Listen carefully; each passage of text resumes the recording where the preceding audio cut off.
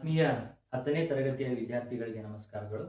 So ಇವತ್ತಿನ ದಿನ ನಾವು ಇಂಗ್ಲಿಷ್ ಸಬ್ಜೆಕ್ಟ್ ಅಲ್ಲಿರುವಂತಹ ಬಹಳ ಪ್ರಮುಖವಾದ ಒಂದು ವಿಷಯ ಅದು ಕ್ವೆಶ್ಚನ್ ಟ್ಯಾಗ್ ಅಂತ ಹೇಳಿ. So today's video we will learn about the question tags. So ಹಂಗಂದ್ರೆ ಕ್ವೆಶ್ಚನ್ ಟ್ಯಾಗಿನ ಅರ್ಥ ನೋಡೋಣ ಫಸ್ಟಿಗೆ ನಾವು. So what is the meaning of question tag?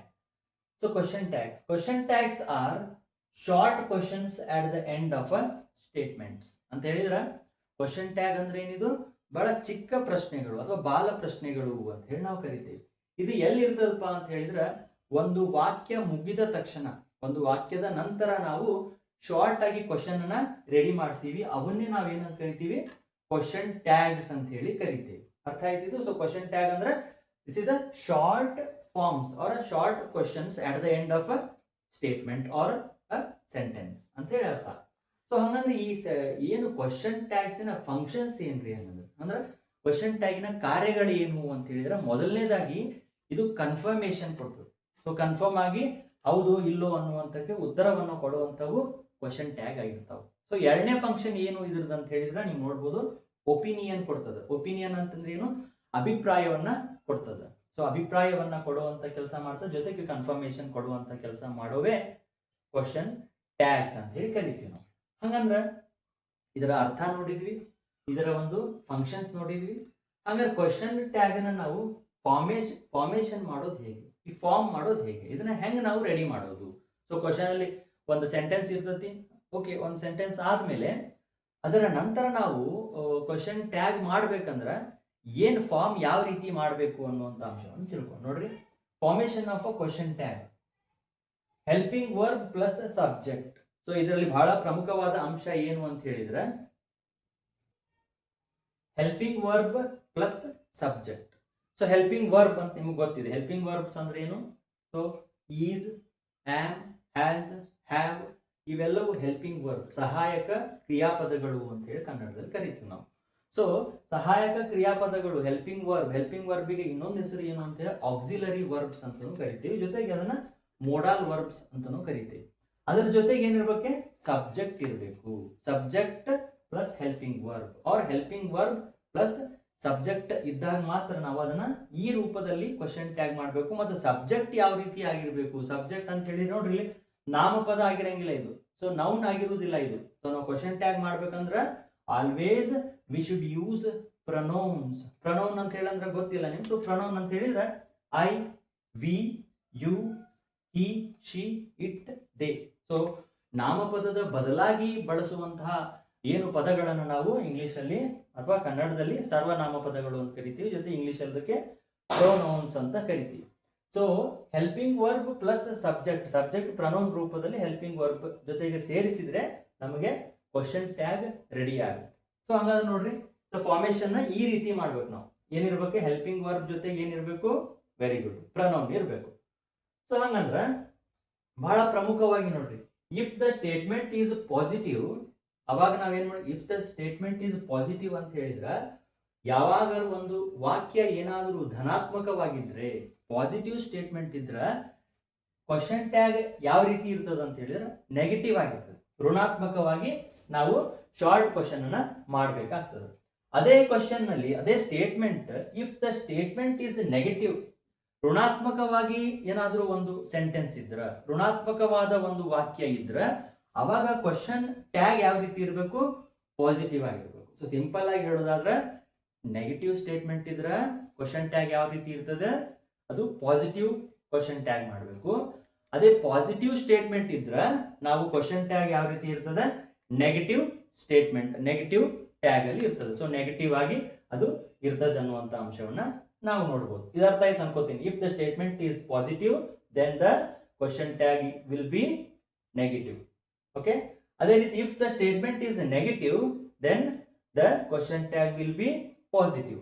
So ಹಂಗಾರೆ ಎಕ್ಸಾಂಪಲ್ ರೂಪದ ಮುಖಾಂತರ ನಾವು ನೋಡೋಣ, ಈಗ ನಿಮ್ಗೆ ಅರ್ಥ ಆಗ್ತದೆ. ಇಲ್ಲಿ ನೋಡ್ರಿ, ದೇ ಆರ್ ಸ್ಟೂಡೆಂಟ್ಸ್ ಅಂತಿದೆ. ದೇ ಆರ್ ಸ್ಟೂಡೆಂಟ್ಸ್ ಅಂತ ಹೇಳಿದ್ರೆ ಏನು? ಅವರು ವಿದ್ಯಾರ್ಥಿಗಳಾಗಿದ್ದಾರೆ. ಸೊ ಇದು ಋಣಾತ್ಮಕ ಆಗಿದೆಯೋ ಅಥವಾ ಧನಾತ್ಮಕ ವಾಕ್ಯ ಆಗಿದೆ? ಸೊ ಇದು ಖಂಡಿತವಾಗ್ಲೂ ಧನಾತ್ಮಕವಾಗಿರುವಂತಹ ವಾಕ್ಯ ಆಗಿದೆ. ಸೊ ಈ ಸ್ಟೇಟ್ಮೆಂಟ್ ಏನಿದೆ ಪಾಸಿಟಿವ್ ಸ್ಟೇಟ್ಮೆಂಟ್ ಇದೆ. ದೇ ಆರ್ ಸ್ಟೂಡೆಂಟ್ಸ್, ಅವರು ವಿದ್ಯಾರ್ಥಿಗಳಾಗಿದ್ದಾರೆ. ಹಾಗಾದ್ರೆ ನಮಗೀಗ ಕ್ವಶನ್ ಟ್ಯಾಗ್ ಅಲ್ಲಿ ಏನ್ ಬರಬೇಕು? ನಾಟ್ ಬರಬೇಕು. ಸೊ ನಾಟ್ ಯೂಸ್ ಮಾಡಿದ್ರೆ ನೆಗೆಟಿವ್ ಆಗಿರುವಂತ ಟ್ಯಾಗ್ ಆಗ್ತದೆ. ಸೊ ನಾಟ್ ಇಲ್ಲ ಅಂತ ಹೇಳಿದ್ರೆ ಅದು ಪಾಸಿಟಿವ್ ಆಗಿರುವಂತ ಕ್ವಶನ್ ಟ್ಯಾಗ್ ಆಗ್ತದೆ. ನೋಡ್ರಿ, ದೇ ಆರ್ ಸ್ಟೂಡೆಂಟ್ಸ್, ಅವರು ವಿದ್ಯಾರ್ಥಿಗಳೇ. Aren't they? They are students. Question tag ಏನು? Aren't they. ಸೊ ಇದು ನಾಟ್, ಇದು ಅಬ್ರಿವೇಶನ್, ಇದು ಶಾರ್ಟ್ ಫಾರ್ಮ್. ನಾಟ್ ಅನ್ನ ನಾವು ಇದನ್ನು ಹಿಂಗ್ ಬರಿಬಹುದು. ನಾವು ಸರ್ ಇಲ್ರಿ ನಾನು ಹಿಂಗ್ ಬರಿತೀನಿಪ್ಪ, ದೇ ಆರ್, ಆರಂಟ್ ದೇ ಐತಿ, ಇಲ್ಲಿ ಏನ್ ಮಾಡ್ತೀವಿ? Are not they, are not they ಅಂತ ನಾನು ಕ್ವಶನ್ ಟ್ಯಾಗ್ ಮಾಡ್ತೇನ್ರಿ ಅಂತಂದ್ರಿ ಅಂದ್ರೆ ನೀವು ಇದು ತಪ್ಪಾಗ್ತದೆ, ರಾಂಗ್ ಆಗ್ತದೆ. ಯಾಕಂತ ಹೇಳಿದ್ರೆ ನಾಟ್ ಅಂತ ಹೇಳಿದ್ನ ಫುಲ್ ಫಾರ್ಮ್ ಬರೆಯಂಗಿಲ್ಲ. ಸೊ ಅಬ್ರಿವೇಶನ್ ಬರಿಬೇಕು. ನಾಟ್ ದ ಅಬ್ರಿವೇಶನ್ ಏನಾಗ್ತದೆ? N apostrophe T. So not, aren't, are not ಇದ್ರದು ಏನಾಯ್ತು? ಆರಂಟ್ ಆಗತ್ತೆ, ಆರಂಟ್. ಈಸ್ ನಾಟ್ ಇದ್ರೆ ಈಸಂಟ್ ಆಗತ್ತೆ. ಓಕೆ, ಈಸಂಟ್ ಆಗತ್ತೆ. ಓಕೆ, ಆ ರೀತಿಯಾಗಿ ನಾಟ್ ದ ಅಬ್ರಿವೇಶನ್ ಮಾಡಿ ನಾವು ಕ್ವಶನ್ ಟ್ಯಾಗ್ ನ ಮಾಡೋದು ಬಹಳ ಪ್ರಮುಖವಾದ ಅಂಶ ಆಗಿದೆ. ನೋಡ್ರಿ, they are student positive statement ಇದೆ. ಸೊ ನೆಗೆಟಿವ್ ಏನಾಯ್ತು? Aren't they. ಸೊ ಒಂದು ಶಾರ್ಟ್ ಕ್ವಶನ್ ಕ್ರಿಯೇಟ್ ಆಯ್ತು. ಅದೇ ರೀತಿ ದೇ ಆರ್ ನಾಟ್ ಸ್ಟೂಡೆಂಟ್ಸ್. ಈ ಕ್ವಶನ್ ನೋಡ್ರಿ, ಇಲ್ಲಿ ವಿದ್ಯಾರ್ಥಿಗಳಾಗಿದ್ರು. ಈ ಕ್ವಶನ್ ಅಲ್ಲಿ ಏನೈತಿ? ಈ ಸ್ಟೇಟ್ಮೆಂಟ್ ಒಳಗೆ ದೇ ಆರ್ ನಾಟ್ ಸ್ಟೂಡೆಂಟ್ಸ್, ಅವರು ವಿದ್ಯಾರ್ಥಿಗಳಲ್ಲ. ಸೊ ಹಂಗಾರೆ ನಾಟ್ ಅನ್ನೋದು ಸ್ಟೇಟ್ಮೆಂಟ್ ಅಲ್ಲಿ ಆಲ್ರೆಡಿ ಇದೆ. ಹಂಗಂದ್ರೆ ಇದು ಯಾವ ವಾಕ್ಯ ಆಯ್ತು? ವೆರಿ ಗುಡ್, ಋಣಾತ್ಮಕ ವಾಕ್ಯ. ಇದು ನೆಗೆಟಿವ್ ವಾಕ್ಯ ಆಯ್ತು. ಸೊ ವಾಕ್ಯ ನೆಗೆಟಿವ್ ಆಗಿದ್ರ, ಸ್ಟೇಟ್ಮೆಂಟ್ ಅಥವಾ ಸೆಂಟೆನ್ಸ್ ನೆಗೆಟಿವ್ ಆಗಿದ್ರ ನಮ್ಗ ಟ್ಯಾಗ್ ಕ್ವಶನ್ ಯಾವ ರೀತಿ ಬರಬೇಕು? ಪಾಸಿಟಿವ್ ಆಗಿರ್ಬೇಕು. ನೋಡ್ರಿ, ಆರ್ ದೇ. ಸೊ ಇಲ್ಲಿ ನಾಟ್ ಐತಿ. ಸೊ ಈ ನಾಟ್ ಅನ್ನ ರಿಮೂವ್ ಮಾಡಿದ್ರ are they, are they, are they ಮುಂದ ಕ್ವಶನ್ ಮಾರ್ಕ್ ನ ಹಾಕ್ಬೇಕು ನಾವು. ಅವಾಗ ನೆಗೆಟಿವ್ ಸ್ಟೇಟ್ಮೆಂಟ್ ಇದ್ದು ಟ್ಯಾಗ್ ಕ್ವಶನ್ ಏನಾಯ್ತು? ಪಾಸಿಟಿವ್ ಆಗಿ ಮಾರ್ಪಾಡಾಯ್ತು. ಅದೇ ಮೇಲಿನ ಒಂದು ಸೆಂಟೆನ್ಸ್ ಅಲ್ಲಿ ದೇ ಆರ್ ಸ್ಟೂಡೆಂಟ್ಸ್ ಅಂತಿದೆ, ಇಲ್ಲಿ ನಾಟ್ ಇಲ್ಲ. ಸೊ ಇದರ ಆರ್ ಜೊತೆಗೆ ಹೆಲ್ಪಿಂಗ್ ವರ್ಬ್ ಆರ್, ಇದು ನಾಟ್ ಸೇರಿಸಿ ಇದನ್ನ ಅಬ್ರಿವೇಶನ್ ಫಾರ್ಮ್ ಅಲ್ಲಿ ಬರೆದು ಆರಂಟ್ ದೇ ಅಂತ ಹೇಳಿ ಮಾಡ್ತೀವಿ ನಾವು. ಈಸ್ ನಾಟ್ ಅಂತ ಇದ್ದಿದ್ರೆ ಇಲ್ಲಿ ದೇ ಆರ್ ನಾಟ್ ಸ್ಟೂಡೆಂಟ್ಸ್ ಇದೆ, ದೇ ಆರ್ ಸ್ಟೂಡೆಂಟ್ಸ್ ಅಂತಿದೆ.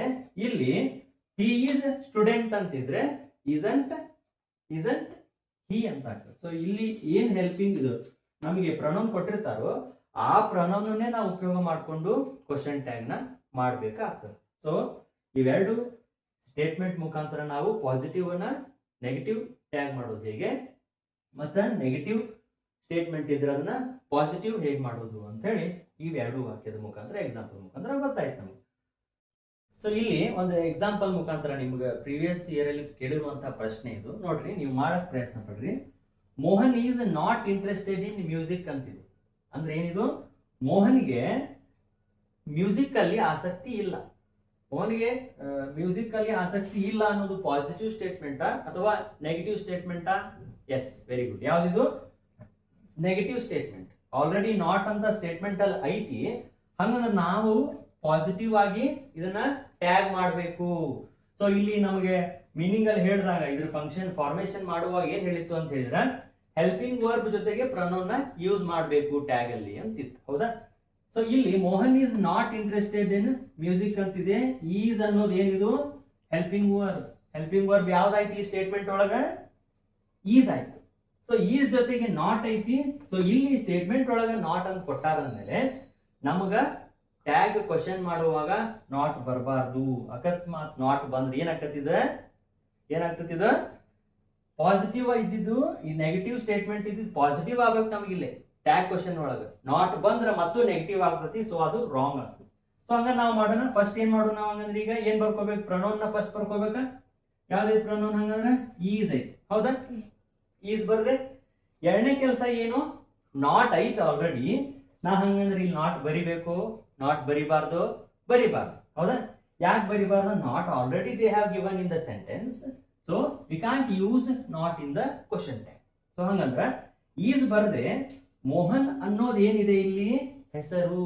ಮೋಹನ್ ಅನ್ನೋದು ಹೆಸರಿದೆ ಅಂದ್ಮೇಲೆ ಸೊ ಈ ಮೋಹನ್ ಅನ್ನುವಂತಹ ಏನು ಒಂದು ಹೆಸರಿನ ಬದಲಾಗಿ ಉಪಯೋಗ ಮಾಡುವಂತಹ ಸರ್ವನಾಮ ಪದ ಯಾವ್ದಾಗ್ತದದು? ಮೋಹನ್ಗ ಹೀ ಆಗ್ತದೆ, ಹೌದಾ? ಹೀ ಆಗ್ತದೆ. ಸೊ ಹಂಗಂದ್ರ ಈಸ್ ಮೋಹನ್ ಅಂತ ಮಾಡಂಗಿಲ್ಲ ನಾವು ಮತ್ತಿಲ್ಲಿ. ಈಸ್ ಮೋಹನ್ ಅಂದ್ರೆ ಹೆಸರು ಐತೆ ನೋಡ್ರಿಪ್ಪ, ನಂಗೆ ಈಸ್ ಇಲ್ಲೇ ಕೊಟ್ಟಾರ, ನಾನೀಗ ಇದನ್ನಾಗಲೇ ನಾ ಪಾಸಿಟಿವ್ ಸ್ಟೇಟ್ಮೆಂಟ್ ಮಾಡ್ತೇನೆ ಅಂತ ಈಸ್ ಮೋಹನ್ ಇಲ್ಲ. ಮೋಹನ್ ಬದಲಾಗಿ ಸರ್ವನಾಮ ಪದ ಬೇಕಲ್ಲ. ಸೊ ಹೆಸರು ಕೊಟ್ಟಾಗ ಇದನ್ನೂ ಸಹಿತ ನಾವಲ್ಲಿ ಕನ್ವರ್ಟ್ ಮಾಡಬೇಕು. ಇಲ್ಲಿ ಅಕಸ್ಮಾತ್ ಆಗಿ ಮೋಹನ್ ಬದಲಿಗೆ ಸಾರ್ಥಕ್ ಅಥವಾ ಸಾರ್ಥಕ್ ಇತ್ತು ಅಂತ ಹೇಳಿದ್ರ, ಸಾರ್ಥಕ್ ಅಂತ ಇದ್ರೂ ಸಹಿತ ಅದನ್ನ ನಾವು ಹಿ ಅಂತಾನ ಮಾಡ್ಬೇಕು. ಹೌದಾ? ನಿಲ್ಸಮ್ಮ, ಹಿ ಅಂತಾನ ಮಾಡ್ಬೇಕು. ಸಾಹಿತ್ಯ ಅಂತಿತ್ತಪ್ಪ, ಗರ್ಲ್ಸ್ ಹೆಸರು ಇತ್ತು. ಹೌದಾ? ಸಾಹಿತ್ಯ ಅಂತಿತ್ತು ಅಂತ ಹೇಳಿದ್ರೆ ಏನ್ ಮಾಡ್ಬೇಕು ನಾವಲ್ಲಿ? ಶಿ ಅಂತ ಮಾಡ್ಬೇಕು. ಸೊ ಪ್ರನೌನ್ ಏನಾಯ್ತು? ಶಿ ಆಗ್ತದೆ. So hang depend upon the subject ಏನ್ ಇರ್ತದೆ ಅದನ್ನ ಪ್ರನೌನ್ ಆಗಿ ನಾವು ಕನ್ವರ್ಟ್ ಮಾಡ್ಕೋಬೇಕು. ಹಾಗಾದ್ರೆ ಇದನ್ನ ಮಾಡೋದು. Mohan is not interested in music. So is first ಬರ್ದೇನಿ. ಸೊ ಈಸ್ ಫಸ್ಟ್ ಬರ್ದಾಗ ನಾಟ್ ಆಲ್ರೆಡಿ ಕೊಟ್ಟಾರ. ಮೋಹನ್ ಅನ್ನೋದು ನಾಮಪದ ಐತಿ. ಇದರ ಸರ್ವನಾಮಪದ ಯಾವ್ದಾಗ್ತದೆ ಇದು? Yes, he. ಈಸಿ, ಈಸಿ ನೋಡ್ರಿ, ಈಸಿ ಬಂತು. ಈಸಿ ಅಂತ ಬಂದಾಗ ಇದು ಪಾಸಿಟಿವ್ ಟ್ಯಾಗ್ ಆಯ್ತು, ನೆಗೆಟಿವ್ ಸ್ಟೇಟ್ಮೆಂಟ್ ಆಲ್ರೆಡಿ ಐತಿ. ಸೊ ನೆಗೆಟಿವ್ ಸ್ಟೇಟ್ಮೆಂಟ್ ಅನ್ನ ನಾನು ಪಾಸಿಟಿವ್ ಆಗಿ ಟ್ಯಾಗ್ ಮಾಡಿದೆ. ನಾನು ಏನೂ ಮಾಡಿಲ್ಲ, ಇಲ್ಲಿ ಇರುವಂತ ಹೆಲ್ಪಿಂಗ್ ವರ್ಬ್ ತಗೊಂಡೆ, ಮೋಹನ್ ಅಂತ ಐತಿ, ನಾಟ್ ತೆಗೆದೇನಿ, ನಾಟ್ ಬಿಟ್ಟೆ, ನಾಟ್ ಬಿಟ್ಟು ಪ್ರನೌನ್ ಅನ್ನ ಹಾಕಿದೆ. ಯಾವ ಪ್ರನೌನ್ ಇರ್ತತಿ, ಯಾವ ನೌನ್ ಇರ್ತತಿ ಅದರ ಪ್ರನೌನ್ ಇಲ್ಲಿ ಹಾಕಿದೆ. ನಾಟ್ ಇಲ್ಲ, ನಾಟ್ ಬಿಟ್ಟೆ. ಹೌದಾ? ಅದ ನೋಡ್ರಿ ಇನ್ನೊಂದು ಎಕ್ಸಾಂಪಲ್.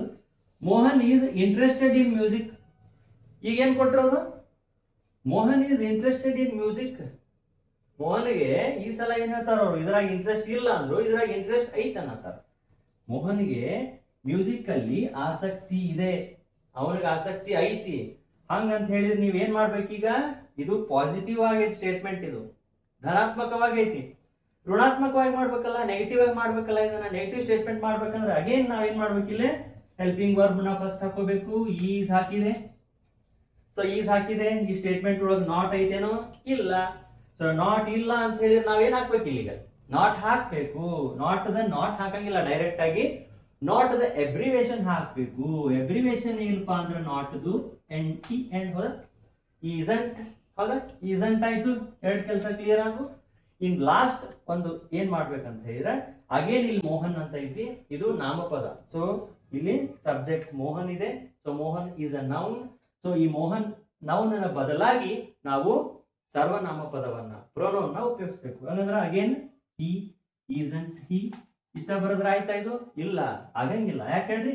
ಈಸಂಟ್ ಹಿ ಬರೋದು ನೀವ್ ಏನಾದ್ರು ಕ್ವಶನ್ ಮಾರ್ಕ್ ಹಾಕ್ಲಿಲ್ಲ ಅಂತ ಹೇಳಿದ್ರ ಆ ಕ್ವಶನ್ಗೆ 1 ಮಾರ್ಕ್ ಸಿಗುದಿಲ್ಲ ನಿಮ್ಗೆ. ಈಸಂಟ್ ಹಿ ಬರೋದು ನೀವೇನ್ ಮಾಡ್ಬೇಕು? ಕ್ವಶನ್ ಹಾಕ್ಬೇಕು, ಕ್ವಶನ್ ಮಾರ್ಕ್. ಅವಾಗ ಮಾತ್ರ ಇದು ಸರಿ. ಈಸ್ ಹಿ ಅಂತ ಬರೋದು ಬಿಟ್ರಿ ಅಂತ ಹೇಳಿದ್ರೆ ಇಷ್ಟ ಬರೋದ್ರ ಇಲ್ಲ, ತಪ್ಪಿದು. Is he question, isn't he question. ಹೌದಾ?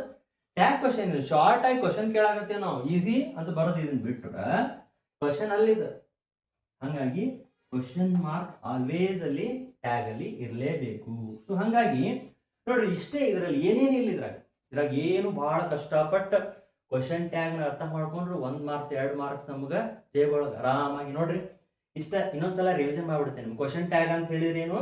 ಒಂದು ವಾಕ್ಯದ ಎಂಡಿಗೆ ನಾವು ಒಂದು ಶಾರ್ಟ್ ಆಗಿ ಕ್ವಶನ್ ನ ಕ್ರಿಯೇಟ್ ಮಾಡಿದ್ರ ಅದು ಕ್ವಶನ್ ಟ್ಯಾಗ್ ಅನ್ಸ್ಕೊಳ್ತದ. ಸೊ ಇದರಲ್ಲಿ ಫಂಕ್ಷನ್ಸ್ ಕನ್ಫರ್ಮೇಶನ್ ಕೊಡ್ತದ, ಒಪಿನಿಯನ್ ಅನ್ನ ಕೊಡುವಂತ ಕೆಲಸ ಮಾಡ್ತು. ಮತ್ತು ಫಾರ್ಮೇಶನ್ ಹೆಂಗ್ ಮಾಡ್ಬೇಕು ಅಂತ ಹೇಳಿ ಹೆಲ್ಪಿಂಗ್ ವರ್ಬ್ ಉಪಯೋಗ ಮಾಡ್ಕೊಂಡು ಪ್ರೊನೌನ್ ಯೂಸ್ ಮಾಡಬೇಕು, ಅದು ಫಾರ್ಮ್ ಮಾಡಕ್ ಸಹಾಯ ಆಗ್ತದೆ. ಸೊ ಪಾಸಿಟಿವ್ ಸ್ಟೇಟ್ಮೆಂಟ್ ಇದ್ರ ಟ್ಯಾಗ್ ಕ್ವಶನ್ ಏನಿರ್ತದ? ನೆಗೆಟಿವ್ ಆಗಿರ್ತದ. ನೆಗೆಟಿವ್ ಸ್ಟೇಟ್ಮೆಂಟ್ ಇದ್ರ ಅಲ್ಲಿ ಪಾಸಿಟಿವ್ ಆಗಿ ಟ್ಯಾಗ್ ಕ್ವಶನ್ ಇರ್ತದ ಅನ್ನುವಂತ ಅಂಶ ನೋಡಿದ್ವಿ. ಫಾರ್ ಎಕ್ಸಾಂಪಲ್ ಈ ಎಕ್ಸಾಂಪಲ್ ಮುಖಾಂತರ ನಾವು ಮಾಡಿದ್ವಿ. ಸೊ ಎಬ್ರಿವೇಶನ್ ಅಂತಂದಾಗ ಇದ್ರ ಬಹಳ ಪ್ರಮುಖವಾದ ಅಂಶ ಏನು ಅಂತ ಹೇಳಿದ್ರೆ ಎಬ್ರಿವೇಶನ್ ಲಿಸ್ಟ್ ನ ನೀವು ಒಂದು ಪಟ್ಟಿ ಮಾಡ್ಕೋಬೇಕು. ಸೊ ಮುಂದಿನ ವಿಡಿಯೋದೊಳಗೆ ನಿಮ್ಗ ಏನ್ ಒಂದು ಅಬ್ರಿವೇಶನ್ಸ್ ಯಾವ್ಯಾವ ಬರ್ತಾವು ಅದನ್ನ ಒಂದು ಪಟ್ಟಿ ಬರುತ್ತೆ. ಸೊ ಆ ಪಟ್ಟಿ ನೋಡಿದ್ರೆ ಮತ್ತೆ ನೆಗೆಟಿವ್ ಫಾರ್ಮ್ಸ್ ಗೆ ಏನೇನ್ ಬರ್ತಾವ. ಒಂದೊಂದ್ಸಲ ಹೆಲ್ಪಿಂಗ್ ವರ್ಬ ಇರುದಿಲ್ಲ. ಒಂದೊಂದು ಇತ್ತೀಚೆಗೆ ಏನ್ ಪ್ರಶ್ನೆ ಕೇಳತ್ತಾರ ಅಂತ ಹೇಳಿದ್ರೆ ಬಹಳ ಡೀಪ್ ಆಗಿ ಹೊಂಟಾರ ಕ್ವಶನ್. ಏನ್ ಈಸ್ ಕೊಟ್ಟಾರ, ನಾಟ್ ಕೊಟ್ಟಾರ, ಈಸಿ ಮಾಡಂಗಿಲ್ಲ ವಿದ್ಯಾರ್ಥಿಗಳಿಗೆ. ಈಗ ಏನ್ ಮಾಡತ್ತಾರ ಅಂದ್ರೆ ಹೆಲ್ಪಿಂಗ್ ವರ್ಬ್ ಇರಂಗೇ ಇಲ್ಲ ಸೆಂಟೆನ್ಸ್ ಒಳಗ, ಅವಾಗೂ ನಾವು ಕ್ವಶನ್ ಟ್ಯಾಗ್ ಮಾಡ್ಬೋದು. ಹೆಲ್ಪಿಂಗ್ ವರ್ಬ್ ಇರಂಗಿಲ್ಲ, ಸೊ ಅವಾಗೂ ಸಹಿತ ನಾವು ಕ್ವಶನ್ ಟ್ಯಾಗ್ ಮಾಡಬಹುದು. ಅದನ್ನ ಮಾಡೋದನ್ನ ನಾವು ಮುಂದಿನ ಕ್ಲಾಸ್ ಒಳಗೆ ತಿಳ್ಕೊಳ್ಳೋಣ. ಫಸ್ಟಿಗೆ ಬೇಸಿಕ್ ಆಗಿ ಧನಾತ್ಮಕ ವಾಕ್ಯವನ್ನ ಋಣಾತ್ಮಕ ಮಾಡಿದ್ರ ಅದು ಕ್ವಶನ್ ಟ್ಯಾಗ್ ಆಗ್ತದೆ, ಋಣಾತ್ಮಕ ವಾಕ್ಯವನ್ನ ಧನಾತ್ಮಕವಾಗಿ ಮಾಡಿದ್ರ ಅದು ಕ್ವಶನ್ ಟ್ಯಾಗ್ ಆಗ್ತದೆ. ವಾಕ್ಯವನ್ನ ಬಾಲ ಪ್ರಶ್ನೆಗಳು ಅಂತ ಕರಿತೀವಿ, ಶಾರ್ಟ್ ಫಾರ್ಮ್ ಆಫ್ ಕ್ವಶನ್ಸ್. ಅದನ್ನ ನಾವು ನೆಕ್ಸ್ಟ್ ಕ್ಲಾಸ್ ಅಲ್ಲಿ ನೋಡೋಣ. ಧನ್ಯವಾದಗಳು.